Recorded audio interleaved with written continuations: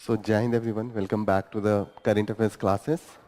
So, we will start the topic that near about there are 12 topic. 12 topic है जो we will discuss one by one. Let's start with the first topic that will be the over 20% alleged loss of the vision of the cataract. Cataract surgery क्या होता है? What is the cataract?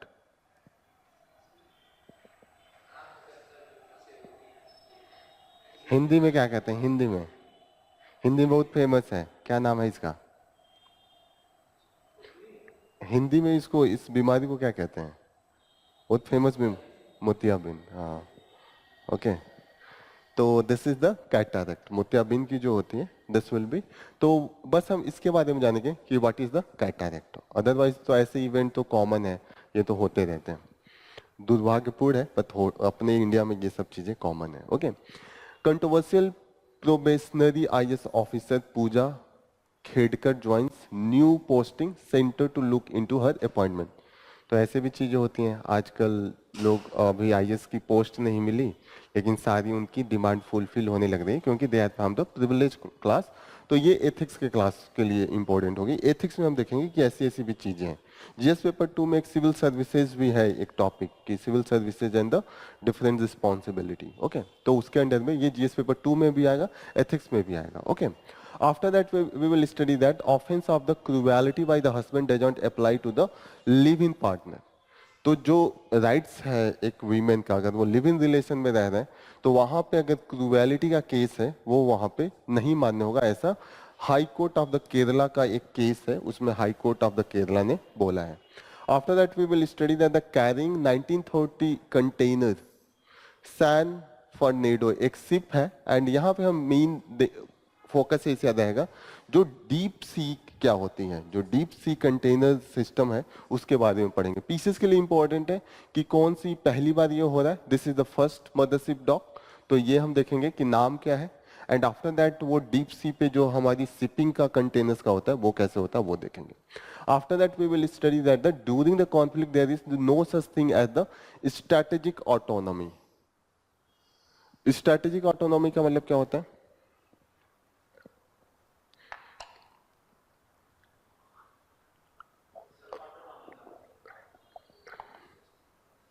Autonomy का मतलब स्वतंत्र, किसी पे निर्भरता नहीं है. स्ट्रेटेजिक ऑटोनॉमी का मतलब होता है कि मैं फ्री हूं कि किससे रिलेशन रखना है किससे नहीं रखना है. ये मेरी ऑटोनॉमी होगी, ये फिक्स नहीं होगी, ये मैं चेंज कर सकता हूं as per the national interest. एक दिन हम लोग डिस्कस कर रहे थे ना कि India is the sovereign countries because we have our. हमारा जो डिसीजन होता है किसी के दबाव में नहीं होता है, हम खुद का डिसीजन अपने नेशनल इंटरेस्ट पे रहते हैं. तो यूएस का बोलना है कि ऐसा नहीं है कि आप स्ट्रेटेजिक ऑटोनॉमी हमेशा लेके चलें, युद्ध के टाइम पे आपको किसी का पक्ष लेना होता है, ऐसा ये यूएस वाले बोल रहे हैं. Okay. Then we will study that India host BIMSTEC foreign minister amid the raging Myanmar crisis.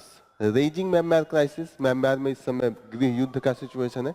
Military जुंता जो है उसके खिलाफ जो वहाँ के कई एथनिक ग्रुप हैं वो मिल के लड़ रहे हैं, तो वहाँ का क्राइसिस सिचुएशन है. ऐसे कंडीशन में हम देखेंगे कि बिम्स्टेक का एक म्यांमार मेंबर है, तो how it is impacting the BIMSTEC वो देखते हैं. हमारे जो एक्सटर्नल अफेयर मिनिस्टर है उनका कुछ स्टेटमेंट है उसको भी देखेंगे. तो GS paper 2 India and it's neighbourhood, जो हमारे नेबरहुड है उसी को मिला के ये बिम्स्टेक है. Okay. After that we will study that the India ship crew win exceptional bravery award on the Red Sea risk. तो यहाँ पे हम देखेंगे कि हाउ ये पीसेस के लिए कि कौन सा क्या नाम है जो जिन्होंने जीता है और this will be the award. ठीक है, बस इतना जानना है, पीसेस के लिए इंपॉर्टेंट हो जाएगा. Blind gamer put ChatGPT to the test. यहाँ पे सिर्फ इतना हमको जानना है कि how the technology can be use for the a common person and particularly to the vulnerable section. एक ब्लाइंड पर्सन है, उन्होंने यूज किया है चैट जीपीटी का कि बिना किसी का हेल्प लिए चैट जीपीटी से पूछ के कि कितना कदम आगे बढ़ना है, कैसे चलना है, क्या डायरेक्शन है. एक होता है ना कि एक अगर आपका विजुअली इम्पेयर्ड है, अगर आपके पास आंख नहीं है, आपकी रोशनी चली गई है, तो आपको किसी के सहारे की जरूरत होती है. लेकिन टेक्नोलॉजी कैसे सहारा हो सकता है उसका एक एग्जाम्पल में हम लिख सकते हैं. After that we will study the about the Zika virus. तो इसका कैसे क्या किसके कारण ये फैलता है, क्यों फैलता है, तो ये बेसिक साइंस में आ जाएगा। Then we will study that the breaking taboo, taboo का मतलब क्या होता है, taboo around the men's reproductive health. Taboo का मतलब होता है किसी चीज को बुरे तरीके से देखना। टबू होता है ना किसी चीज को एक तरीके से निगेटिविटी के तरफ से देखा जाता है। जैसे यहाँ पे दिया है कि मेंस का रिप्रोडक्टिव हेल्थ, रिप्रोडक्टिव का मतलब बच्चा पैदा करने का जो हेल्थ होता है, जो उनका कंडीशन होता है। जैसे होता है कि अगर कोई पुरुष इनफर्टाइल है तो काफी बुरा माना जाता है, उसका काफी मजाक उड़ाया जाता है समाज में, उस एक तरीके से ताना मारने के काम में आता है। अगर कोई पुरुष या महिला है तो उसको लेके हम देखते हैं कि क्या अभी सिचुएशन है, कैसे इसको चेंज किया जा सकता है। Then we will study the future investment into the India's EV space. EV का मतलब इलेक्ट्रिक व्हीकल। इलेक्ट्रिक व्हीकल के लिए हमने अभी एक पॉलिसी बनाई थी, कुछ टैक्स कंसेशन दिया था, उसके बारे में हम पढ़ेंगे कि कैसे इसको थोड़ा सा अभी चेंज किया गया है। मार्च में पॉलिसी आई थी लेकिन कुछ चेंज है। So it will be under GS paper 3 industry. After that we will study that why are the dengue cases on the rise worldwide. तो डेंगू केसेस क्यों काफी राइज हो रहे हैं, इसको भी कहीं ना कहीं ये वाला और जीका वायरस थोड़ा बहुत कनेक्टेड होगा। जीका वायरस का भी सेम ही वायरस है जिससे जीका वायरस होता है, डेंगू भी उसी से होता है, मतलब होस्ट जो वेक्टर है वो सेम है। तो we will study about this as well under the basic science. ठीक है, let's start with the first news. Front page पे चल रहा है कि NEET counselling from the July 3rd week, जुलाई का जो तीसरा वीक है, ये पहला वीक दूसरा वीक खत्म हो गया, अब तीसरे वीक से काउंसलिंग है। इसको लेकर बवाल हो रहा है, कुछ लोग विरोध कर रहे हैं कि नहीं होना चाहिए, कुछ लोग कह रहे हैं कि दोबारा होना चाहिए। तो इसमें कुछ खास नहीं है, फिर यही है कि क्यों इसको लेके इतना ज्यादा चल रहा है। Kaveri panel ask Karnataka to ensure flow of the water for Tamil Nadu. तो हम देखते हैं कि जब भी जहां से ऊपर वाले स्टेट से नीचे वाले स्टेट में कहीं पे भी वाटर फ्लो होता है तो वहां पे डिस्प्यूट स्टार्ट हो जाता है, और नीचे वाला जो स्टेट होता है, जैसे कर्नाटका ऊपर है, तमिलनाडु नीचे है, तो वो अगर डैम बना के पानी रोक लेगा, डैम के कारण अगर पानी रुक गया तो नीचे वाला हमेशा प्रोटेस्ट करेगा, वहां के फार्मर्स की कमी हो जाएगी। इस समय वहां पे अभी वहां पे जैसे तमिलनाडु में बारिश जो होती है नवंबर दिसंबर में होती है, वहां पे रिट्रीट मानसून होता है तब बारिश होती है। ज्योग्राफी में आप पढ़िएगा व्हाट इज द रीजन, कि जब जो नॉर्मल मानसून होता है इंडिया के केरला कर्नाटका इस वाले साइड से जाता है और वापस घूम के इधर से आता है जो बे ऑफ बंगाल से, तो बे ऑफ बंगाल से जब घूम के दिसंबर में आता है तब यहाँ पे बारिश होती है। अभी वहां पे एकदम सूखा होगा, तो वहां पे पानी की एकदम एक्सट्रीम कंडीशन होगी। देखिएगा अभी यूपी बिहार में बाढ़ आएगा, लेकिन तमिलनाडु पानी के लिए चिल्लाएगा और कर्नाटका से डिमांड करेगा। तो कंटिन्यूसली ये लड़ाई चलती रहेगी जब तक कि बारिश का उनके वहां मौसम नहीं स्टार्ट हो जाए। हर साल ये होता है, दिस इज कॉमन थिंग। इस पे ट्रिब्यूनल बैठता है, सुप्रीम कोर्ट में जाते हैं, सुप्रीम कोर्ट आदेश देता है, फिर उसके एक बार रिव्यू का केस चलता है। This is the continuous process. Okay, so you should know about this. China decision enabler of the रसावा से द नाटो। नाटो की अभी मीटिंग चल रही थी, जब प्राइम मिनिस्टर हमारे रसा में गए थे तो उसी वक्त नाटो का भी मीटिंग चल रहा था। तो अब इसको लेके भी बवाल चल रहा है कि आप सेम टाइम पे गए वहां पे मीटिंग करने, कहीं ना कहीं आप हमारा काउंटर कर रहे थे। आप आगे देखिएगा, क्रिटिसिज्म है। तो यहाँ पे इन्होंने कहा है कि चाइना जो है वो इनेबल बना रहा है रसा को। जैसे यूक्रेन को अगर सपोर्ट हो रहा है वेस्टर्न नेशन से और यूरोप से, यूएस से, कनाडा से, तो रसा को जो सपोर्ट मिल रहा है वो चाइना से मिल रहा है। ये यहाँ पे मेन इनका बोलना है। नेक्स्ट न्यूज, कैटरैक्ट, मोतियाबिंद क्या होता है, इसमें क्या होता है मेनली? मेनली लेंस जो होता है, लेंस पे धूल टाइप का चीजें पड़ जाती हैं, वो धीरे धीरे क्या होता है क्लाउडी हो जाता है। जैसे होता है ना नॉर्मल, आप चश्मा को भी अगर डेली ना पूछे, अब जैसे मैं पहनने के पहले क्या करता हूँ, पानी मारता हूँ, फिर अपने रुमाल से पोंछता हूँ। अगर इसको छोड़ दूँ तो धीरे धीरे इस पे धूल करेगा, बैठ जाएगा और मुझे दिखाई नहीं देगा। जैसे ग्लास है, इस पे अगर डेली हम पोछे नहीं तो क्या होगा, धीरे धीरे क्लाउडी हो जाएगा। Same happen with the lens of the eye, तो वो क्लाउडी एंड ओपेक हो जाता है। और इसका मेन कॉज है कि डिफरेंट टाइप का, जैसे लिविंग स्टाइल का भी एक तरीका से इम्पैक्ट पड़ता है। मेनली ये बुढ़ापे में होता है। अगर आप जवान हैं, जैसे नया ग्लास लगाए तो जल्दी उतना नहीं वो उस पर पड़ेगा जो लेयर्स होते हैं, लेकिन जो जो टाइम बीतेगा उसके लेयर्स बढ़ने जाते हैं और क्लाउडी हो जाता है, और एक वक्त के बाद वो दिखता नहीं है तो सर्जरी कराना पड़ता है। सेल्स मतलब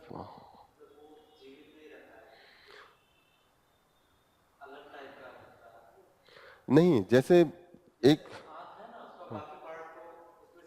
सब में रहता है सेल, लेकिन उस वाले पार्ट में अगर फोकस वहां पे पड़ता है तो बाई एनी वे वहां पे क्लाउडी होने लगता है। जैसे आपका नसें होती हैं, नसों में अगर ब्लड बहता रहता है, लेकिन आप ऑयली खाना ज्यादा खाएं, तेल वोल ज्यादा खाएं, तो धीरे धीरे क्या होता है, नस के ऊपर परत बैठने लगता है जो ऑयल का होता है, और धीरे धीरे वो नस ब्लॉक कर देता है, उसी कारण हार्ट अटैक आता है। हार्ट अटैक का आपने सुना होगा कि एक हार्ट अटैक आ गया, लेयर्स बाय लेयर बैठते जाएगा, और जो ब्लड अगर फ्लो नहीं होगा उस नस से, उस वीन से, तो हार्ट अटैक आएगा। सेम यहाँ पे भी अगर आपका लिविंग कंडीशन अच्छा नहीं हो, कुछ ऐसे चीज आप कर रहे हैं जिसके कारण वहां पे जाके क्लाउडी होने लगेगा, तो ऐसे केस में वो कैटारेक्ट में चेंज हो जाता है। ठीक है, तो इसके जैसे रीजन कॉजेस क्या क्या दिखे रखा है, जैसे कि फैक्टर्स सच एज द, एक तो एज है, मेन एज है, नॉर्मल एज के साथ बढ़ेगा। हार्ट अटैक भी देखिएगा कि बुढ़ापे में ज्यादा आता है, क्योंकि आप धीरे धीरे नस की जो होती हैं लेयर्स, वो धीरे धीरे बढ़ती हैं। मैक्सिमम चीजें एज होने के बाद ही होती हैं, क्योंकि अभी तो स्टार्टिंग में तो सब कुछ बन रहा होता है, एवरीथिंग। फिर हमारा लिविंग कंडीशन थोड़ा सा, जवानी में हम लोग कूदते फाड़ते हैं तो वो सब चीजें उतनी नहीं होती है। जब आपका लिविंग स्टाइल थोड़ा सा कम एक्टिव हो जाता है, जैसे एक्टिविटी कम होता है, बैठना आप ज्यादा स्टार्ट कर देते हैं, तो ऐसे केस में ये सब चीजें होने स्टार्ट हो जाती हैं। तो बस आपको यहाँ पे ये जानना है कि दिस इज द क्लाउडी, जो क्लाउड कर देता है वो लेंस को ढक देगा, फिर वहां पे सही से इमेज नहीं बनेगा, तो हमें चीजें साफ से दिखेगी नहीं। होगा ना, आप साइंस में पढ़ेंगे कि कैसे रोशनी जाती है, फिर ये पीछे जाके लेंस पे फोकस होती है, फोकस के आगे पीछे होने से हमारा दूर का और पास का जो लेंस होता है वो सही से बन नहीं पाता है, तो हमारे चश्मे वही होता है ना, power, convex lens and concave lens. अगर अगर पास का खराब है तो कॉनकेव लेंस लगाते हैं, अगर दूर का खराब है तो कॉन्वेक्स लेंस लगाते हैं, to make the focus on the, एकदम जो रेटिना होता है उस पर फोकस होना चाहिए। तो all this thing you will study into the your science classes. इतना तो पता हो गया ना कि क्या रीजन है इसका होने का। क्लाउडी सिचुएशन हो जाता है लेंस पे, लेंस से ही बीमारी है। Next, controversial probationary IAS officer. Probationary का मतलब क्या होता है?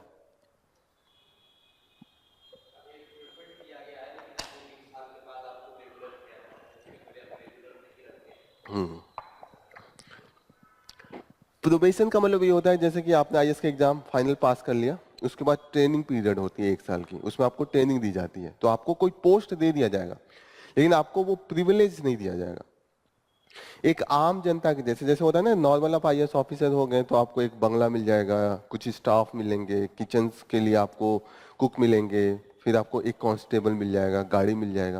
लेकिन जब तक आप प्रोबेशन में रहते हैं ये सब फैसिलिटी उतनी नहीं होती है, नॉर्मल काम चलाऊ चीजें दी जाती हैं। ऐसा नहीं है कि आपको एकदम प्रॉपर सब कुछ मिल जाएगा। जब आपका एकदम एग्जैक्ट पोस्टिंग होती है प्रोबेशन के बाद, प्रोबेशन होता है कि चेक करना कि आदमी सही से काम कर रहा है कि नहीं। जैसे आपने पढ़ लिखे तो हो गए, लेकिन आपके गुण प्रैक्टिकली उतने अच्छे नहीं है तो उसमें भी निकाल देते हैं। प्रोबेशन का मतलब आपका पूरा एग्जामिनेशन होगा एक तरीके से प्रैक्टिकली, आपके ऊपर एक आईएएस ऑफिसर रहेगा, वो रिपोर्टिंग करता रहेगा। तो ऐसे केस में एक जो पूजा खेड़कर है, ऑलरेडी इनका बैकग्राउंड है, इनके फादर जो है ब्यूरोक्रेट्स रहे हैं, तो ऐसे कंडीशन में ये अभी प्रोबेशन में कुछ नहीं मिलता, लेकिन अपनी इन्होंने जिद करके सब कुछ मंगा लिया था। इनको गाड़ी मिल गई थी, इनको बंगला मिल गया था, इनको सब कुछ मिल गया था, अभी ये प्रोबेशन में ही थी। अब इनका डिमांड इतना हो गया कि एक होता है ना अति होने लगता है, फिर सब कुछ वो वीडियो बना के डाल रही थी, तो कुछ लोगों का नजर जाता है, तो उसी पे केस किया गया कि इनको ऐसा कैसे मिल गया। नॉर्मल ये सब चीजें नहीं मिलती हैं। फिर पता चला कि इन्होंने कुछ सर्टिफिकेट भी फ्रॉड के बनवा रखे हैं, जैसे इन्होंने हैंडीकैप का सर्टिफिकेट बनवा के दिया था, ऐसे हैंडीकैप नहीं थी। फिर ये था ओबीसी का भी इन्होंने सर्टिफिकेट बनवा के रखा था। ओबीसी में जनरली होता है कि 8 लाख से कम अगर पेरेंट्स का इनकम हो तो ओबीसी में आते हैं, अदरवाइज क्रीमी लेयर में आ जाता है। इनके पिताजी अभी इलेक्शन लड़े थे और इलेक्शन में इन्होंने अपना वेल्थ दिखाया था नियर अबाउट 40 करोड़।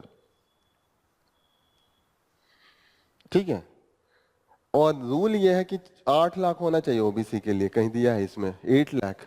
ठीक है, तो कहीं ना कहीं सब कुछ इसके लिए एक अलग से इन्वेस्टिगेशन, एक सेक्रेटरी को बैठा दिया गया कि जांच करने के लिए ये इनका जो सर्टिफिकेट्स है, जो डिसेबिलिटी का, इन्होंने दिखाया कि इनके विजुअली ब्लाइंड है, लेकिन कुछ नहीं है। ऐसा होता है ना नकली सर्टिफिकेट बनवा लेना, उससे कट ऑफ कम हो जाएगा, आपका सिलेक्शन जो होगा इजी हो जाएगा।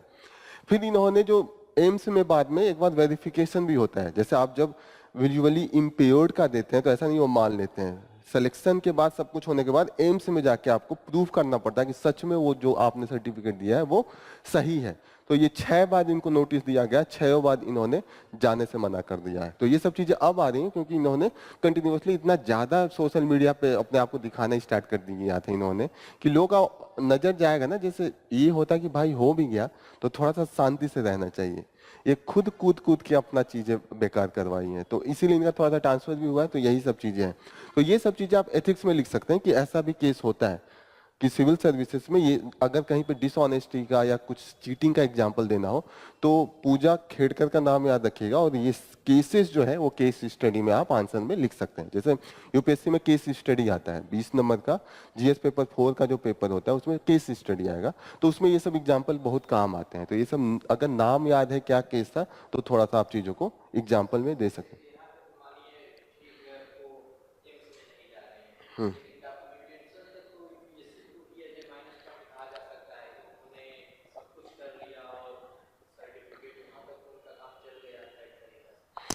लेकिन जो पोस्ट देने के पहले ही वहां पे वो करते हैं मेडिकल टेस्ट, लेकिन इनके पिताजी हैं वो बाईपास करवा दिए हैं।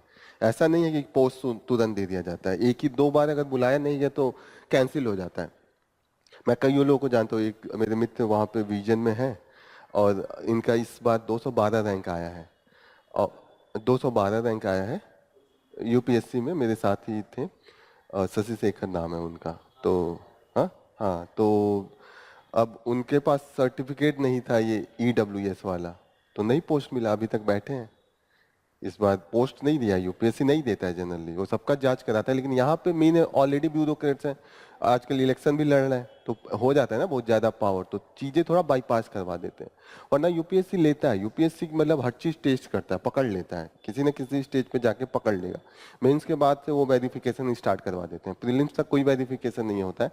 जब आप मेंस देने जाएंगे तो मेंस के पहले खूब वेरिफिकेशन होता है, फिर जब आप इंटरव्यू देने जाएंगे तो वेरिफिकेशन होता है, उसके बाद भी जब पोस्ट अलॉट होता है तो भी वेरिफिकेशन का प्रोसेस चलता रहता है। तो इनको तो पकड़ लिया था, दिया तो है 6 बार इन्होंने स्किप्ड हर मेडिकल एग्जामिनेशन 6 टाइम्स, तो यही पकड़ी जाती।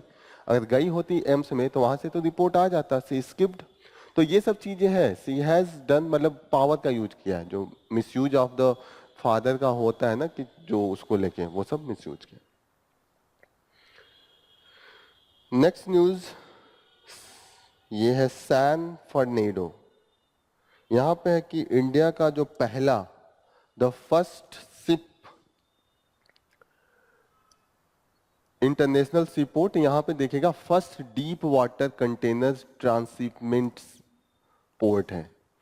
तो यहाँ पे deep water container transshipment ship का मतलब क्या होता है, इसको मैं एक बार बताता हूँ क्या होता है। नॉर्मल जो होता है, जैसे ऐसे समझिए कि कोई तालाब है और उसमें हल्का सा पानी है, ये तालाब है, पानी है।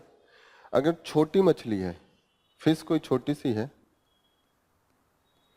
तो यहाँ पे तो सरवाइव कर जाएगी, आराम से रह लेगी। थोड़ी बड़ी हुई तो वो भी रह लेगी। लेकिन अगर यहाँ पे वेल को ला दूं किसी तालाब में, यहाँ घर गड्ढा खोद के अगर वेल को ला दूं तो वो कर पाएगी सरवाइव, मच लार्जर। जो ऐसा केस आता है जहां पे शिप अगर बहुत बड़ा है, वो जैसे होता है ना कि जैसे हमारे आपने बहुत बड़े बड़े ट्रक भी देखे होंगे, वैसे शिप उसके 4 गुना 5 गुना बहुत बड़े होते हैं। तो उसके लिए जब आप, एक रूल होता है फिजिक्स का कि जब आप कुछ चीज को पानी में डालते हैं तो वो अपने इसके पानी के अंदर भी उसका कुछ पार्ट जाता है, होता है ना। वो आपने उत्प्लावन का फोर्स वाला कॉन्सेप्ट पढ़ा होगा कि जितना वो उसका वेट होता है उतना वो डिस्प्लेस करता है, ठीक है। तो this will be the rule of the, ठीक है। यहां पे देखिएगा कि अगर शिप बड़ा हो गया, शिप माने बहुत बड़ा हो गया, कंटेनर शिप लाता हूं, कंटेनर शिप का मतलब होता है सामान रख के एक दूसरे से माल ढोने वाला शिप, ठीक है। तो वो इसमें नीचे उसका ये फंसने लगेगा, जमीन से टच होगा, और तैरने के लिए पानी के ऊपर तैरेगा तभी तैर पाएगा।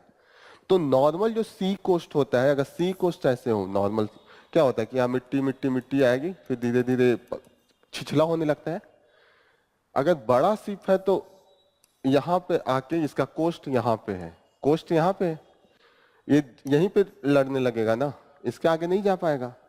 तो जो डीप सी कंटेनर शिपमेंट होता है उसके लिए ये सब खोद के बनाना पड़ता है, बड़ा महंगा पड़ जाता है, तो मुश्किल होता है। तो इसीलिए इंडिया में दिस इज फर्स्ट टाइम होता है ना, आप पूरा अंदर से आप पूरा हटा के तब उसको ला दें। और नॉर्मली ये किस कोस्ट पे होगा? वेस्ट कोस्ट पे। वेस्ट कोस्ट पे है क्योंकि वहां पे जनरली ये है कि यहाँ पे पहाड़ी एरिया और नीचे समंदर है, तो थोड़ी गहराई है, फिर भी ये बनाने में मुश्किल होता है, इसीलिए इंडिया में this is the first time. नहीं, आपके दिमाग में हो रहा है ना कि इंडिया इतना बड़ा कंट्री है, कैसे पहली बार है, तो इसको बनाना मुश्किल होता है। और this is the concept, this is the first deep container transshipment port. तो इसका नाम याद रखिएगा, इसका नाम क्या है?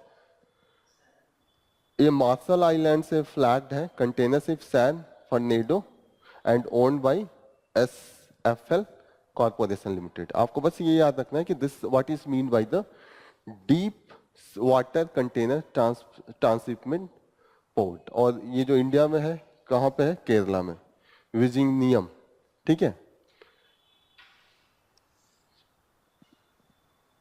विजिंजम, ये साउथ वाला नाम है, तो इसको याद करना, ठीक है। Next important news, offence of cruelty by the husband does not apply to the live in partner, ठीक है। तो जनरली कई जजमेंट ऐसे भी इंडिया में आए हैं जहां पे हमने लिव इन पार्टनर को हस्बैंड एंड वाइफ का रिलेशन माना है, लेकिन यहाँ पे जो अभी केरला का जजमेंट आया है, इन्होंने कहा कि अगर लिव इन पार्टनर है तो वहां पे जैसे जो हमारा लॉ है एज पर द IPC 498, अभी इसको चेंज करके क्या बदल दिया है? भारतीय न्याय संहिता। तो भारतीय न्याय संहिता में ये कुछ भी होगा, लेकिन जो IPC में था 498 ही था, ठीक है। यहाँ पे ये था कि क्रूएलिटी, जैसे मैं हस्बैंड एंड वाइफ है और वाइफ को जाके ये केस करना है कि मेरा हस्बैंड मारता है या पीटता है, मेरे साथ क्रूएलिटी करता है, तो यहाँ पे जो एक्ट है वो IPC सेक्शन 498A है। लेकिन अब आप कह रहे हैं कि वो लिव इन पार्टनर है, कभी मैरिज हुआ ही नहीं, कभी लीगली उन्होंने एक्सेप्ट ही नहीं करा कि मैरिज है, और ऐसे में अब आप जाके केस लिखाएंगे तो उस लॉ के अंडर में लिखा है कि हस्बैंड होना चाहिए वो आदमी। जब आप सेक्शन ये लगाएंगे जाएंगे आप पुलिस के पास ना, तो पूछता है ना गुनाह क्या किया है, तो गुनाह में आप कहेंगे क्रूएलिटी किया है। तो क्रूएलिटी किया है, तो क्रूएलिटी ये होता है कि जैसे क्रूएलिटी ये भी नॉर्मल हो जाएगा कि आप अपने वाइफ को पैसे नहीं दे रहे हैं, उसको अपने मतलब खुद के दम पे चलाना पड़ रहा है बड़ी दिक्कत से। जैसे होता है ना कि आप हस्बैंड है वाइफ है, तो एक उन जब डिपेंडेंसी आप पे है तो आपको रेगुलर पैसे देने पड़ेंगे ना, कुछ खर्चा चलाने के लिए, घर का या खाने के लिए। नॉर्मल आपके अगर आप हस्बैंड है तभी एक्सपेक्टेशन है, नॉर्मल एक पार्टनर है उससे नहीं, आप अपना अलग जीजिए, मैं अलग जीऊंगा, इसमें नहीं होता है ना। एक हस्बैंड वाइफ है तो आपकी जिम्मेदारी है देना है, जैसे सन एंड फादर है तो देना जिम्मेदारी है ना फादर का। एक आम लड़का थोड़े आके आपसे बोलने लगेगा कि मेरा खर्चा चलाइए, नहीं हो सकता है ना। There should be some relationship, तो नॉर्मल केस तो लगेगा नहीं। क्रूएलिटी अगर वो नॉर्मल है तो उस आदमी पे नहीं लगेगा। आर यू गेटिंग ना? आपको लगेगा कि क्रूएलिटी है तो क्रूएलिटी है, क्रूएलिटी बदल जाता है। क्रूएलिटी एक आदमी भूखा मर रहा है, लेकिन वहां पे कोई एक आदमी जिम्मेदार नहीं है, वहां पे स्टेट जिम्मेदार है, राज्य जिम्मेदार है। लेकिन उस बच्चे का अगर कोई फादर है उसके सामने वो भूखा मर रहा है तो बाप जिम्मेदार होगा, उसको खाना खिलाना चाहिए था। आर यू गेटिंग ना? कैसे केस बदल जा रहा है। तो यहाँ पे इन्होंने क्या केस लिखाने, ये लिव इन रिलेशन में रहते थे, इन्होंने कहा कि इन्होंने क्रूएलिटी किया। क्रूएलिटी क्या कि आपने सही से ट्रीटमेंट नहीं किया, जो हमें हमारी नीड थी वो आपने पूरा नहीं किया। तो जज ने ये बोला कि जब हस्बैंड का रिलेशनशिप आया ही नहीं, जब लीगल मैरिज है ही नहीं, तो क्रूएलिटी तो इनके पे जाएगा नहीं, आपको खुद जीना चाहिए था।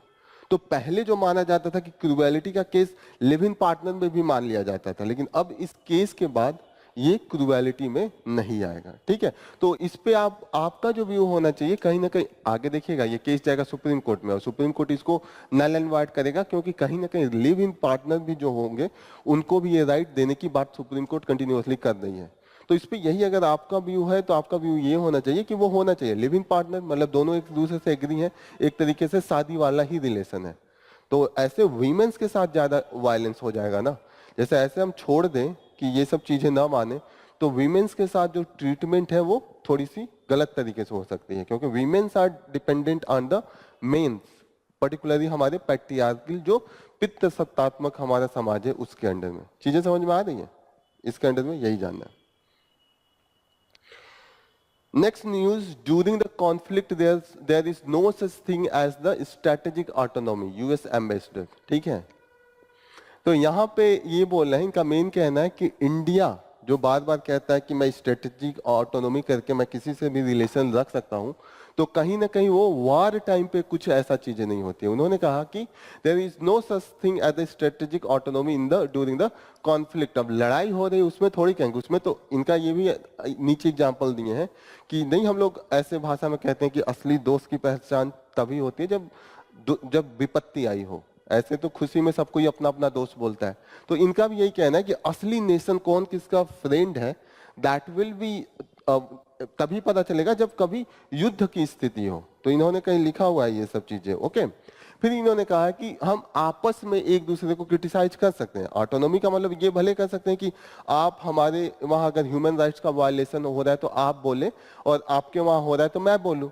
लेकिन जब युद्ध हो रहा है तो ऐसा नहीं है कि आप दुश्मन के वहां जाके दोस्ती निभाएं, तो that will be not the clarity. वहां पे हम इस चीज को एक्सेप्टेबिलिटी नहीं होगी। तो यही ये बोल रहे हैं कि India should take a clear cut stand. ठीक है, तो ये पूरे ओवरऑल आर्टिकल का यही है। बीच में हम देखे थे कि काफी यहाँ पे इंडिया के कुछ जो एजेंट थे उनके सिटीजन्स पे गोली चली थी, जो हम एक दिन पढ़ रहे थे ना, कि जो खालिस्तान मूवमेंट को लेके चल रहे हैं। पन्नू का केस है जहाँ पे मारने की कोशिश की गई थी। इंडियन जो हमारे ऑफिसर्स हैं रॉ के या यहाँ के जो हमारे इंटेलिजेंस के ऑफिसर हैं, उनका उसमें हाथ था। उसको भी लेके यूएस में विरोध चल रहा है, कनाडा में विरोध चल रहा है। तो these are the things that is there. ठीक है, समझ में आ रही है क्या यूएस का स्टैंड है? स्ट्रेटेजिक ऑटोनॉमी का मतलब समझ में आ रहा है। इंडिया ये कहता है कि हमारा कोई परमानेंट दोस्त नहीं है और हमारा कोई परमानेंट दुश्मन नहीं है, हम सबसे दोस्ती निभाना चाहते हैं। इंडिया का यही स्टैंड है। इसी प्रिंसिपल को हम लोग किसको क्या कह के चलाते हैं? Strategic autonomy. इंडिया का जब फॉरेन पॉलिसी बढ़ेगा तो इंडिया बोलता है कि हम अपना स्ट्रेटेजिक ऑटोनॉमी रखते हैं। हम किसी के साथ ऐसा नहीं करेंगे कि सेना का एक अलायंस बना लें या ये सब चीजें नहीं बनाएंगे। हम एससीओ में भी जाते हैं तो एससीओ में हम ये कहते हैं कि हम ट्रेड के लिए आए हैं, हम कनेक्टिविटी के लिए आए हैं, हम ओवरऑल वर्ल्ड पीस के लिए आए हैं। हम किसी से अपनी आर्मी शेयर नहीं करने जाएंगे। ठीक है, ये सब चीजें यहाँ पे हमेशा रहती हैं। तो क्या यहाँ पे उन्होंने इंडिया को क्रिटिसाइज किया है? हाँ, इंडिया अब होता है ना कि ये ऑफिसर है, क्रिटिसिज्म किया ही है, लिखा भी है यहाँ पे क्रिटिकल क्रिटिसाइजिंग ईच अदर। अच्छा, open to criticising each other इन्होंने क्रिटिसाइज किया। और क्या, जब ये कह रहे हैं कि इंडिया को अपना स्टैंड दिखाना चाहिए, आपको ये प्रूफ करना चाहिए कि कब दोस्ती है कब दुश्मनी है, क्लियर कट होनी चाहिए, तो कहीं ना कहीं क्रिटिसिज्म ही है। क्योंकि मोदी जी सरप्राइज विजिट कर लिए रस्सा में, और उसी समय इनका नाटो का मीटिंग चल रहा था यूएस में, और ये लोग पूरा दोष रस्सा पे लगा रहे हैं यूक्रेन वार के लिए। अब इंडिया जाकर अगर दोस्ती दिखाएगा तो ये भी तो होगा कि कहीं ना कहीं आप किसके साथ हैं किसके खिलाफ हैं। तो ये सब चीजें यहाँ पे उभर के आई हैं।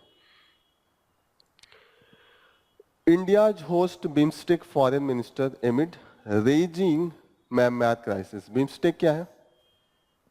बंगाल के चारों तरफ जो देश है। ओके, ठीक है। बिम्स्टेक का फुल फॉर्म है Bay of Bengal initiative for the multi sectoral technical and economic cooperation, BIMSTEC. ठीक है, तो यहां पे हम किस चीज की बात कर रहे हैं? दो चीजें हैं, multilateral technical and economic cooperation. ठीक है, क्यों बनाया गया बिम्स्टेक को? बिम्स्टेक का एक बार मैं आपको दिखा दूं, टोटल 7 कंट्रीज हैं बिम्स्टेक में। ये बिम्स्टेक है। बिम्स्टेक के अंदर में जो कंट्रीज हैं ये है 7 कंट्रीज, इनका नाम लिखा है।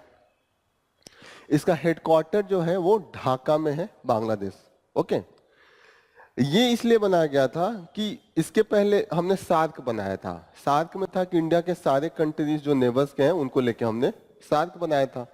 लेकिन इंडिया पाकिस्तान की दुश्मनी इतनी रहती है कि ओवरऑल वो प्लेटफॉर्म चल ही नहीं पाता है। इंडिया मना कर देगा सार्क के मीटिंग में जाने से, फिर पाकिस्तान मना कर देगा, होगा ना कि आप आएंगे तो हम नहीं आएंगे, जब हम नहीं आएंगे तो आप जाएंगे, ऐसी कुछ चीजें थी। इंडिया इसको बाईपास करने के लिए कि पाकिस्तान रहे ही नहीं लेकिन और सब नेबरहुड आ जाए, तो इन्होंने बिम्स्टेक बनाया। तो इसमें इन्होंने श्रीलंका आ गया, नेपाल, भूटान, सब मतलब बे ऑफ बंगाल से चिपके जितने भी कंट्रीज हैं वो रहेंगे। तो सिर्फ सार्क का जो कंट्री था मालदीव को हटाना पड़ा। मालदीव क्योंकि इंडियन ओशियन में आ जाएगा, इसमें ये है कि बे ऑफ बंगाल के किनारे जितनी भी कंट्रीज है वो आएंगे। अब ये है कि इनको कैसे, अब ये लैंड लॉक्ड थे फिर भी इनको हमने ऐड कर दिया ताकि हम मैक्सिमम नेबरहुड को लेके चले। तो मेन यही था।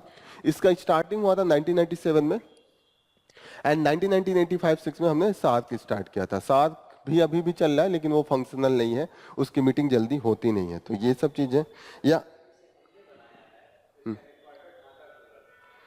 ये दिखाने के लिए कि सेंटर में पड़ता हो, ये नहीं कि ये भी तो होता है कि सारे छोटे वाले कंट्री हैं डरने लगते हैं कि इंडिया अपनी दादागिरी दिखाता है, तो ये दिखाने के लिए हम दादागिरी नहीं दिखा रहे हैं और भी कंट्रीज को। जैसे सार्क का भी जो हेडक्वार्टर है वो काठमांडू है, तो इंडिया ये दिखाता है कि हम दादागिरी नहीं दिखा रहे हैं, तो हम लोग ये मतलब दूसरों के ऑफर कर देते हैं, ये हमारा मेन एम रहता है। जैसे होता है ना, सब हमारे नेबरहुड हम पे यही आरोप लगाते हैं कि इंडिया बड़े भाई के तरीके से व्यवहार करता है, और बड़े भाई यहाँ पे निगेटिव टर्म में वो कहते हैं कि जबरदस्ती काम करवाना नहीं होता, कि बड़ा भाई छोटे भाई से जबरदस्ती कोई काम करवा ले, छोटे भाई से अपना उसका हिस्सा ले ले, इस टाइप का चीजों से वो करते हैं कि इंडिया इम्पोज करता रहता है, कि अपना व्यू जो है या अपना ओपिनियन है या अपना डिसीजन है वो इम्पोज करता है। तो इसीलिए बिग ब्रदर्स जो एटीट्यूड इंडिया का, वो लोग कहते रहते हैं कि आप इसको इक्वल होके करिए, क्या हम भी तो एक कंट्री हैं, ऐसा थोड़े कि आप बड़े हैं तो आप एकदम अपना ही डोमिनेंस दिखाएंगे। तो दीज आर द थिंग्स, ठीक है। तो इन्होंने ये बोला है कि जो वहां पे लड़ाई चल रही है, एथनिक आर्म्ड ऑर्गेनाइजेशन EAO जो इसको कह रहे हैं कि कई एथनिक ग्रुप मिलकर लड़ रहे हैं, तो वहां पे बड़ा ये भी कंडीशन आ गया कि वो बाल्कनाइज हो सकता है, कई देशों में बढ़ सकता है। म्यांमार का जो छोटे छोटे एथनिक ग्रुप हैं बांट बांट के अपने कंट्रीज का भी डिमांड बीच में कर सकते हैं। तो इसको लेके ये हो रहा है कि इसको बिम्स्टेक का ये रिस्पॉन्सिबिलिटी है कि इस चीज को हम मिलकर इंटरनली रिजॉल्व कर लें, क्योंकि इनस्टेबिलिटी ओवरऑल पूरे साउथ एशिया में आ जाएगा अगर वहां पे इम्पैक्ट आएगा। तो this is the main view that has been given here, ठीक है। बेसिक इतना याद रखिएगा कि इसका हेडक्वार्टर है वो ढाका में है, सार्क का काठमांडू में है, पहले सार्क स्टार्ट हुआ था और बाद में बिम्स्टेक को हमने क्यों बनाया था। क्लियर हो रहा है ना क्यों बनाया था बिम्स्टेक को। यहाँ पे एक चीज दिया है, there are the long standing goals such as the capacity building and the economic cooperation that have the acquired a new urgency. ये पीसेस के लिए इंपॉर्टेंट है। Indian ships crew win the exceptional bravery award for the Red Sea risk. तो क्या नाम है जिनको मिला है? कैप्टन अविलास रावत को मिला है। इनके क्रू है वो ऑयल टैंकर चला रहे थे, ठीक है।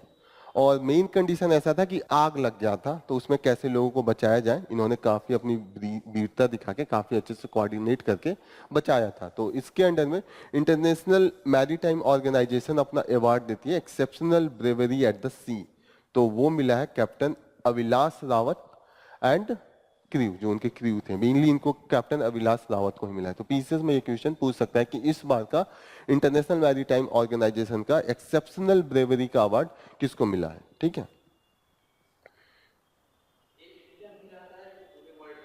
वर्ल्ड लेवल पे ये देते हैं, International Maritime Organization world level पे है ना। ये जितने भी मैरीटाइम रिलेटेड इंफॉर्मेशन है, जो भी फॉरकास्टिंग है, वो इंटरनेशनल मैरीटाइम ऑर्गेनाइजेशन कराता है। उनके विसल का नाम भी याद रखते हैं, मार्लिन लुवांडा, ठीक है, ये नेम है जो इन्होंने जिसका कोऑर्डिनेशन किया था। नेक्स्ट इंपॉर्टेंट न्यूज है कि high court up holds larger warning level on the पान मसाला पैकेट्स। जैसे होता है ना पान मसाला पे आप देखिएगा नीचे छोटा सा लिखा होता है कि ये हानिकारक है, आपके कलेजा को भी इम्पैक्ट कर सकता होता है ना, पूरा वो बना होता है। तो अभी तक ये था कि 3 mm फॉन्ट साइज में लिखना था ये चीज। अब जो कोर्ट का जजमेंट आया उन्होंने कहा आधा कर दीजिए। कुछ होशियार होते थे पान मसाले वाले, पैकेट खूब बड़ा कर देंगे और अगर 3 mm का भी फॉन्ट उसमें नीचे दिखने लगता था। तो इन्होंने कहा कि आप कितना भी बड़ा पैकेट कर लीजिए, आधा कर दीजिए, ठीक है। तो उसको भी लेके अब विरोध चला कि जो पान मसाला कंपनियां वो कह रही कि ये तो गलत है। तब यहाँ पे जो सुप्रीम कोर्ट का है कि क्यों गलत है भाई, आर्टिकल 19 अगर फ्रीडम ऑफ प्रोफेशन देता है, उसमें देता है कि आर्टिकल 19 में होता है कि कोई भी अपना उद्योग कर सकता है, उसको फ्रीडम है, लेकिन उसके साथ रिस्ट्रिक्शन ये है कि वो हेल्थ को इंजोर्ड ना करे। आम जनता के हेल्थ को इंजोर्ड करने लगेगा तो आपका जो फ्रीडम है वो कहीं ना कहीं कॉम्प्रोमाइज हो जाएगा।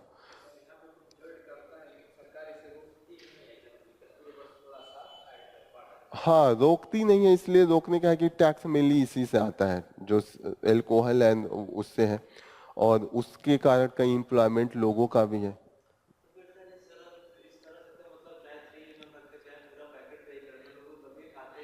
खाते हैं लेकिन ये है कि दिखेगा ना लोगों को, थोड़े जिनको लगेगा कि हाँ हाँ वो भी तो सुप्रीम कोर्ट का ही है। तो यही अब एथिक्स और यहाँ पे जैसे जैसे हम डायरेक्ट बंद भी नहीं कर सकते। ऐसा नहीं है कि आपने पान मसाला तुरंत खाया तुरंत आपका पॉइजन है, डेथ होगा। एक होता है कि एक बहुत लार्ज क्वांटिटी में खाएंगे तब डेथ होगा। जैसे जो लॉजिक है कि क्यों नहीं बंद कर रहे हैं, ये है कि नॉर्मल अगर आप थोड़ा सा शराब पिए तो that is good for your health. जैसे आप जो ये पीते हैं नॉर्मल दवाइयाँ जो खांसी ओसी की होती है उसमें अल्कोहल का यूज होता है। नॉर्मल आप विदेशों में भी देखिएगा कि तो वो अच्छे क्वालिटी का वाइन वाइन पीते हैं तो उससे कोई उतना इंजरी नहीं है, थोड़ा सा पीना होता है, तो that is good for health. लेकिन जब आप उसको देसी बना हुआ जिसमें ऐसे केमिकल मिले हो जिससे कि जो पॉइजनस हो, उससे दिक्कत है। और जो नॉर्मल भी पी रहे हैं उसकी क्वांटिटी आपने बहुत हाई कर दिया, तब वहां पे आपके लिए निगेटिव इम्पैक्ट है। नॉर्मल माना जाता है कि नॉर्मल इसको एक तरीके से क्रीडा टाइप का होता है, नहीं होता कि इंजॉयमेंट के टाइप का। लेकिन लोग एक लेवल क्रॉस करके पीने लगते हैं तो दिक्कत होती है। जैसे अगर इससे जहर होता तो बंद करवाने के लिए सबको हो जाते हैं।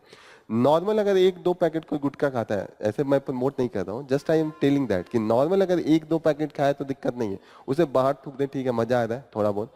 लेकिन लोग उसे अंदर निगलना भी स्टार्ट कर देते हैं, वो जाके फेफड़े में थोड़ा सा दिक्कत करता है और ज्यादा खाने पे ज्यादा इंजूरियस हो जाता है। तो अगर आप पढ़ के सिर्फ थोड़ा सा खा लेते हैं, जैसे पान पहले हमारी एक कल्चरल था, लोग खाते थे पान। पान नुकसान नहीं है उस, तो उसमें भी अगर जर्दा ज्यादा मिला मिला खाने लगे तो वो भी नुकसान करेगा। एक लेगल लेवल तक आप नॉर्मल पान खाइए, हल्का सा जर्दा या मीठा पान खाइए तो दैट इज गुड। हल्का सा जर्दा भी खाए तो दिक्कत नहीं है, लेकिन अब आप पूरा जर्दा ही मिला दे, नहीं होता कि वो बत्तीसी की माम क्या क्या लोग डाल डाल के खाते हैं, तो वो दिक्कत होने लगता है। तो दिस इज द थिंग। जैसे आपका जो लॉजिक है ना, सरकार क्यों नहीं करती, वहां तो सही है, एथिक्स आ जाता है कि जब इंजूनियस है तो 100% बंद कर दीजिए। हम्म, वही सरकार का भी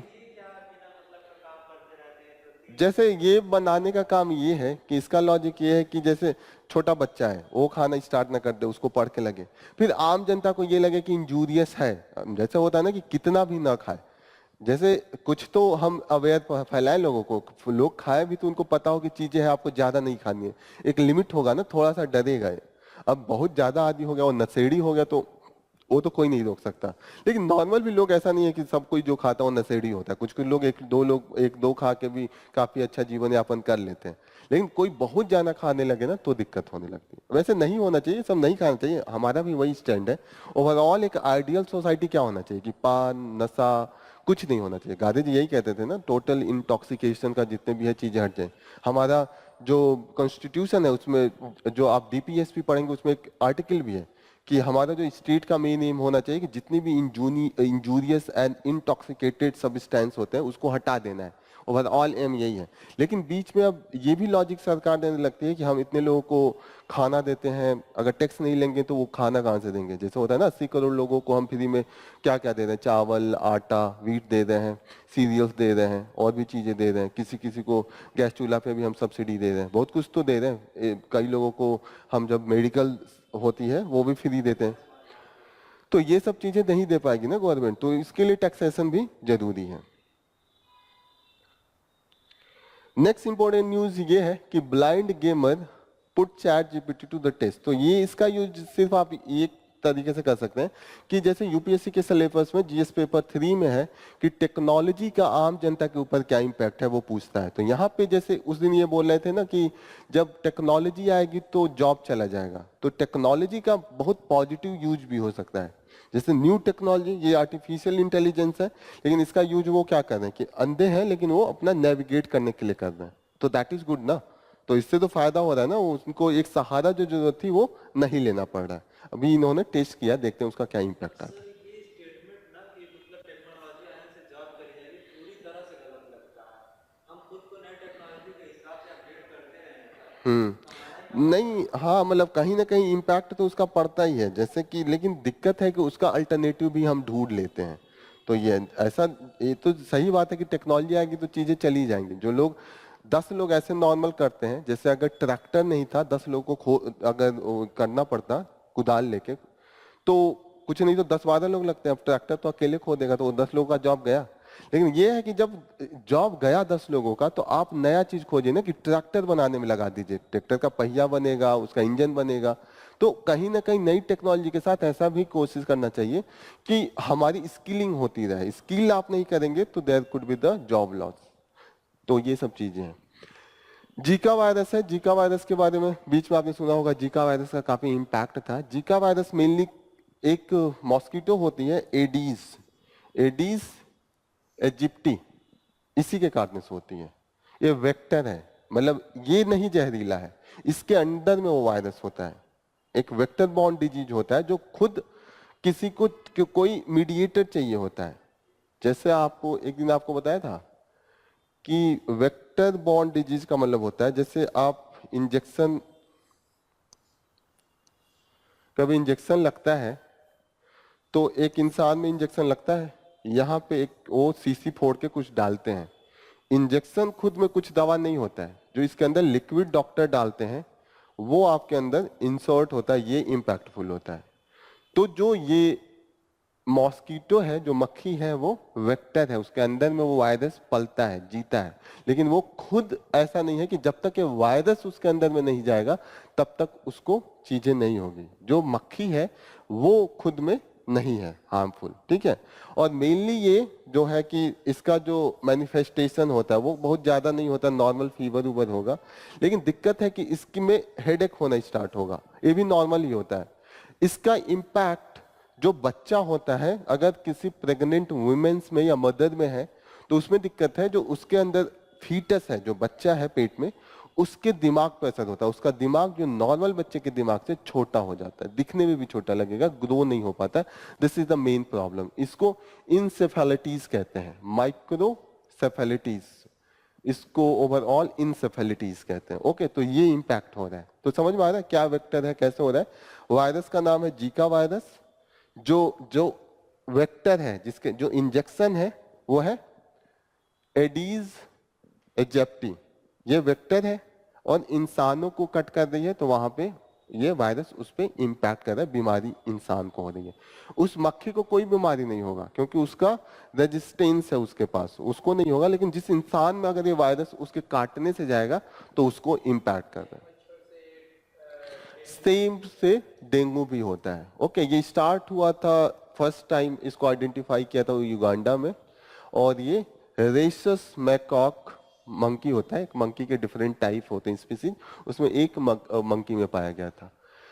इसके और भी तरीके हैं। सेक्सुअल ट्रांसमिशन भी हो सकता है, transmission from the mother to foetus हो सकता है, transfusion from the blood and the blood products हो सकता है। जैसे किसी का ब्लड चढ़ रहा हो और उसमें अगर वो वायरस कहीं से घुस गया हो तो वहां से भी हो सकता है, सेक्सुअली ट्रांसमिट हो सकता है। और sexual transmission from the mother to the foetus, अगर प्रेगनेंसी है तो उस बच्चे को भी हो सकता है। These are the things that is causing this thing. Okay, इसी के कारण same virus dengue and the chikungunya भी एक बीमारी होती है जो मच्छर काटने से होती है। तो इस वायरस के कारण नहीं होती है, लेकिन ये जो एडीज एजिप्टी है वो भी इन वायरसों को लेके घूमती है, डेंगू के भी वायरस को और चिकनगुनिया के भी वायरस को। समझ में आ रही है? ये प्रीलिम्स के लिए बहुत इंपॉर्टेंट है। नेक्स्ट न्यूज कल ये हमने पढ़ा ही था तो इसको रिपीट नहीं करते। Muslim women's right to maintenance under the secular law, तो कल हम लोग खूब डिटेल में पढ़े थे, सेक्शन 125 पढ़ रहे थे ना, कि जो मुस्लिम वुमेन्स है अगर उनका डाइवोर्स हो जाए तो दो लॉ था। एक लॉ मुस्लिम पर्सनल लॉ के थ्रू बना है। यहाँ पे शाहबानो केस कल बताया था ना कि वो केस आया था जिसके कारण सुप्रीम कोर्ट ने जजमेंट दिया था, फिर राजीव गांधी की गवर्नमेंट थी, उन्होंने इसको नया लॉ लाया था बाईपास करने के लिए। ईदात भी हमने कल डिस्कस किया था, व्हाट इज द ईदात डिस्कस किया था ना, कि शादी के बाद अगर डेथ हो जाए हस्बैंड का या उनके डाइवोर्स हो जाए तो इस कंडीशन में ये होता है। मेहर एंड डाउरी, जैसे मुस्लिम शादी होती है तो उसमें रिलीजियसली मेहर एंड डाउरी एक रस्म होता है, उसमें कुछ डाउरी के रकम देने पड़ते हैं, वो सब लिखा जाता है। This is the thing. Okay, तो मैक्सिमम वही रिपीटेशन है, वही चीज को रिपीट यहाँ पे किया गया है। इंपॉर्टेंट न्यूज ये है जो हम लोग डिस्कस करेंगे, breaking the taboo around the men's reproductive health. तो जो रिप्रोडक्टिव हेल्थ है, मतलब कि बच्चा अगर पैदा ना हो, इनफर्टिलिटी हो किसी कपल में, this is a Tabu. Taboo का मतलब इसे काफी तरीके से निगेटिव रूप में देखा जाता है।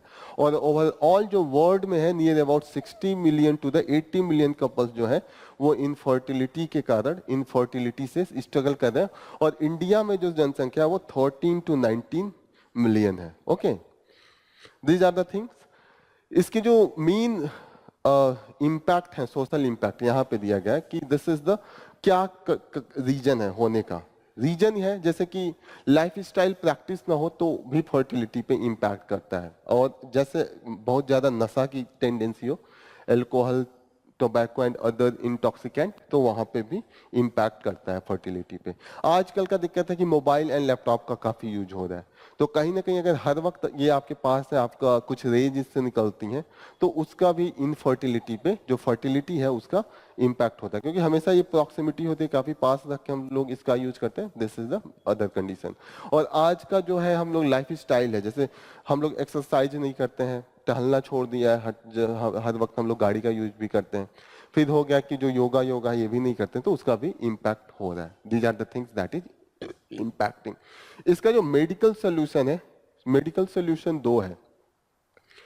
पहला सोल्यूशन है कि ICSI, आप इसको इंट्रा साइटोप्लाज्मिक स्पर्म इंजेक्शन, इसके थ्रू हो सकता है। और दूसरा है it is in vitro fertilisation. अभी आपने सुना होगा अगर, हाँ, जैसे नॉर्मल मैं बताऊं कि आजकल जो सरोगेसी भी होने लगा है, एक दिन हमने डिस्कस किया था ना कि थर्ड मदर, वो भी एक सोल्यूशन कहीं ना कहीं इसका है। तो these are the solution for this. Okay, इसका रीजन यहाँ पे दिया कि क्या रीजन है इनफर्टिलिटी का। इनफर्टिलिटी का रीजन जैसे दिया हुआ है कि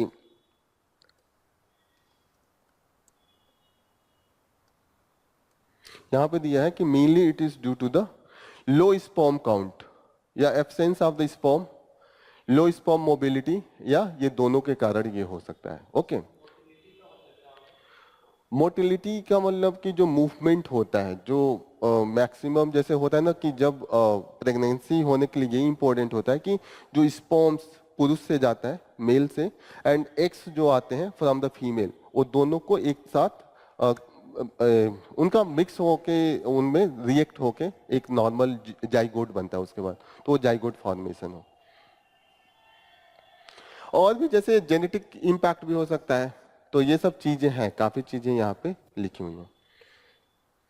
तो इसका हमने क्या पढ़ा कि क्या जैसे ओवरऑल वर्ल्ड में क्या कंडीशन है, दूसरा हमने पढ़ा कि क्या रीजन है, तीसरा पढ़ा कि सोशल क्या रीजन है, कि सोशली हम लोग कैसे लिविंग स्टाइल या सोसाइटी में कैसे हम लोग रहने लगे हैं, और use of the new technology जैसे mobiles and the laptops. And यहाँ पे हमने यहाँ पे सोल्यूशन लिखा है कि व्हाट आर द सोल्यूशंस। इसको हमने काफी डिस्कस किया है कंटिन्यूअली, 3-4 लेक्चर में हमने पढ़ा है कि फाइनेंस कमीशन का जो एलोकेशन है, हम लोग पढ़ रहे थे ना कि फाइनेंस कमीशन कैसे स्टेट्स एंड सेंटर में एलोकेट करता है और कैसे डिफरेंट स्टेट्स के अंदर में होता है। तो एक चीज जो हम लोग इसमें नया है कि जो अभी का चल रहा है कि सेंटर और स्टेट अगर 100 रुपए है तो 41 रुपए स्टेट्स को देना पड़ेगा, ओवरऑल स्टेट्स को, सारे स्टेट्स जैसे हैं तो 41 रुपए उनको देना पड़ेगा, और उस 41 रुपए में उन स्टेट्स में डिवीजन होगा। और उसका जो मेन क्राइटेरिया है, क्या क्या कंसीडर करता है फाइनेंस कमीशन, जैसे इनकम, उस स्टेट का इनकम कितना है, फिर पॉपुलेशन कितना है, एरिया कितना बड़ा है, फॉरेस्ट एंड इकोलॉजिकल उसका कितना अच्छे से है, मतलब कि कितने जंगल्स हैं, जंगल का रखरखाव कैसा है, एंड डेमोग्राफिक परफॉर्मेंस, कि जिस तरीके से जो कंट्रोल करना चाहिए पॉपुलेशन का वो कंट्रोल हो पा रहा है कि नहीं, स्टेट क्या क्या स्कीम चला रहा है, कितना करने में इफेक्टिव है। तो these are the criteria that is taken consider. तो ये इंपॉर्टेंट है, ये लिख लीजिएगा कि income, population, area, forest and ecology, demographic performance, ये सब फाइनेंस कमीशन कंसीडर करता है, क्योंकि ये 2 साल पहले यूपीएससी प्रीलिम्स में पूछा भी था।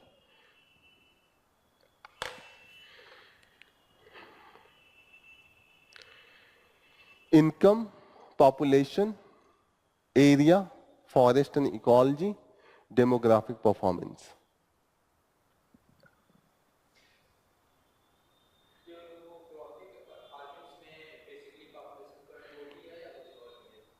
कि कितना फैमिली प्लानिंग के लिए कितना एजुकेट कर रहे हैं। डेमोग्राफी मेनली पॉपुलेशन से रिलेटेड है कि उसके बारे में कैसे हम कंट्रोल कर रहे हैं, जो नंबर्स ऑफ पीपल है, पॉपुलेशन हो गया। और इसमें ये आ जाएगा कि सरकार स्कीम क्या चला रही है, जैसे कि होता है ना कि कॉन्ट्रासेप्शंस देते हैं डिफरेंट टाइप ऑफ द, कितना सेक्स एजुकेशन छोटे लेवल पे है, बच्चों को भी बताना जरूरी होता है ना। एल्डरली एजुकेशन, एडल्ट एजुकेशन कितना है, जैसे नहीं होता है कि बूढ़े लोगों को भी पढ़ा के शाम को कभी क्लास लगाई जाती है सरकार अगर एक्टिव है। फिर होती है कि घर जाके ये मिडवाइफ होते हैं या जो हेल्थ वर्कर्स होते हैं वो फैमिली को समझाते हैं कि देखिए छोटा फैमिली रखने से क्या फायदा होता है, कितने बच्चे होने चाहिए, स्पेसिंग कितना होने चाहिए दो बच्चों के बीच में। तो ये सब डेमोग्राफिक परफॉर्मेंस पे होता है। समझ में आ गया डेमोग्राफिक परफॉर्मेंस क्या क्या होगा?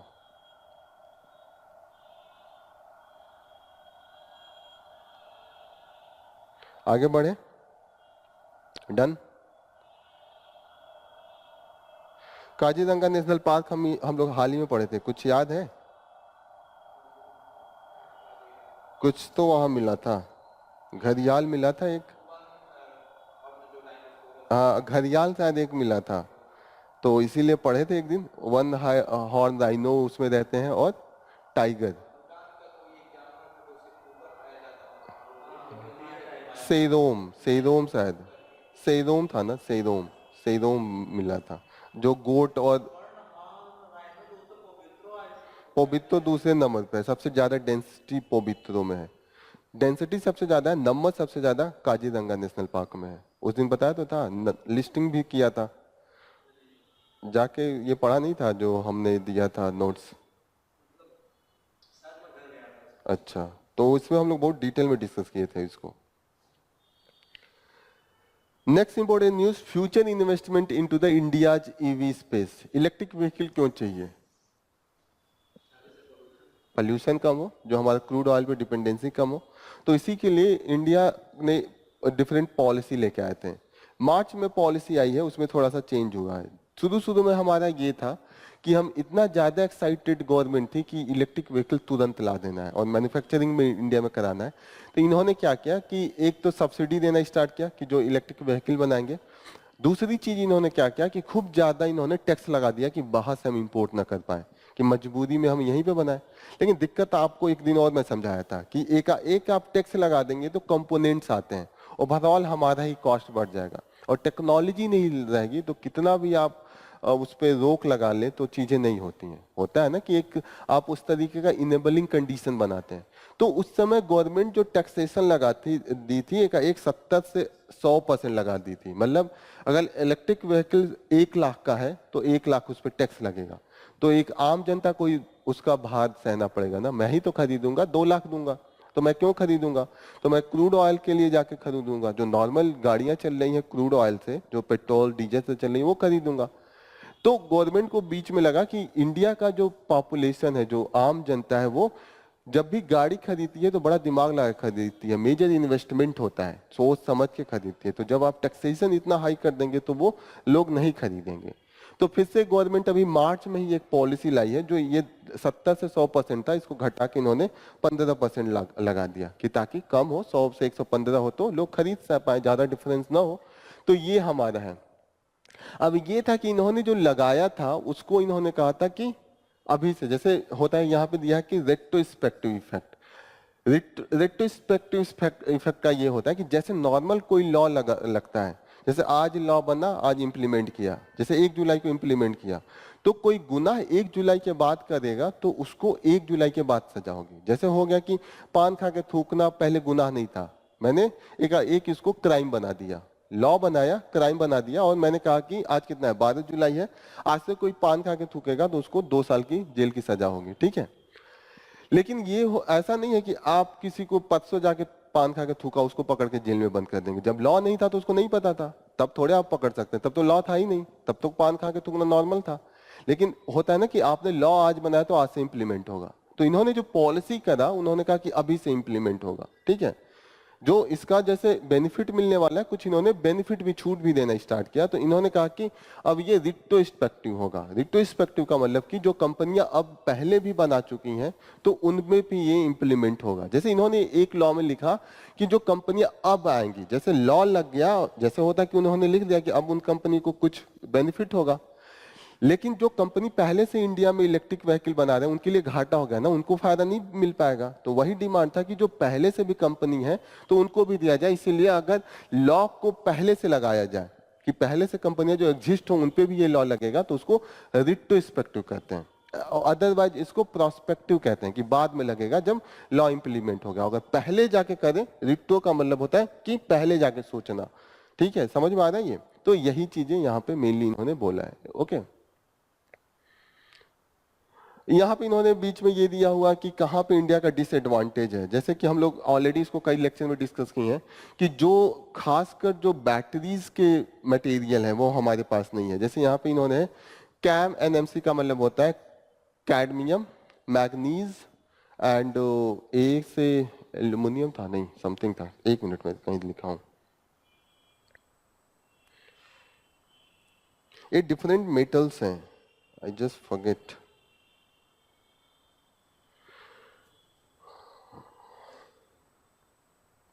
ठीक है, इसको एक बार देखिएगा आप, इसका कौन कौन सा, इसमें मैग्नीशियम है, एक बार आप चेक कीजिए। कैम एनएमसी, एक मैग्नीशियम है, एक कोबाल्ट है, और इसमें लिथियम भी होगा। लिथियम भी लगता है जब हम बैटरी बनाते हैं, बैटरी में लिथियम भी लगेगा, कहीं आगे होगा लिथियम का। कॉपर फॉइल्स है, सेपरेटर्स है, एंड एएम है। ओके, इन सभी पे मेनली इनका मैक्सिमम हमारा है, वो हमारा नहीं है। कोबाल्ट, मैग्नीशियम, निकिल है, एन से निकिल है, डिफरेंट मेटल्स हैं। एक बार आप देख लीजिएगा, just I forget. Okay,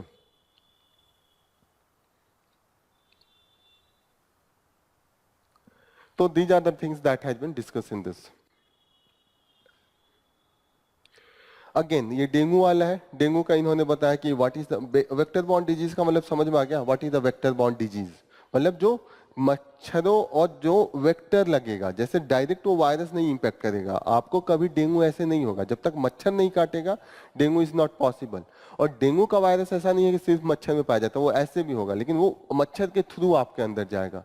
this is the vector, तो वो इंजेक्शन का काम करता है। ओके, अगेन यहाँ पे है कि एडीज मॉस्किटो, पहले ये बोल रहे हैं कि पहले जो एरिया था वो गर्म जगहों पे पाए जाते हैं, लेकिन क्लाइमेट चेंज हो रहा है तो ग्लोबल वार्मिंग हो रही है, तो जो पहाड़ी एरिया है वहां पे पहले मच्छर नहीं पाए जाते हैं, लेकिन इतना ज्यादा टेम्परेचर बढ़ने लगा है कि उन एरियाज में भी ये मच्छर जा रहे हैं और उन एरियाज में भी ये बीमारी बढ़ गई है, और उसके कारण जो बर्डन है डेंगू के कारण वो कंटिन्यूसली इंक्रीज हो रही है overall across the world. So these are the things that is given here. Okay, national guideline for the clinical management of the dengue fever, और यहाँ पे different हमारे जो प्रोग्राम है उसको मेंशन किया गया है। ओके, यहाँ पे इन्होंने बोला कि what are the impact, dengue के कारण जो इम्पैक्ट होता है, these are given here, और क्या क्या उसका इम्पैक्ट होगा, this is given here. Okay, यहाँ पे चेंजिंग डिस्ट्रीब्यूशन ये बता रहे हैं कि कैसे मच्छरों का जो पहले डिस्ट्रीब्यूशन लिमिटेड था इक्वेटर पे, जैसे इक्वेटर के आसपास ही गर्मी लगती थी, अब इक्वेटर के ऊपर जो यूरोपियन कंट्रीज हैं, जैसे चाइना वाले एरिया में, तिब्बत वाले एरिया में नहीं था, लेकिन अब धीरे धीरे वहां पे भी ये मच्छर जा रहे हैं, क्योंकि वहां पे भी गर्मी बढ़ रही है, क्योंकि पहले ये सर्वाइव ही नहीं कर पाते, ठंड में मच्छर और ये मॉस्किटो नहीं रहते हैं, लेकिन जो जो गर्मी होने लगते हैं, आप देखिएगा अपने वहां पे भी जब ठंड का दिन आएगा तो नहीं होंगे, और गर्मी में ये बहुत ज्यादा, क्योंकि गर्मी में ये सर्वाइव कर जाते हैं। तो यही यहाँ बोला कि climate induce shift of the weather pattern, इसके कारण ये ज्यादा इंक्रीज हो रहा है। ओवरऑल यही डिस्कशन है इसमें, ठीक है। So this is all about from the today's class. Here we will conclude our session. Thank you for joining the session. All the best. कल फिर मिलते हैं.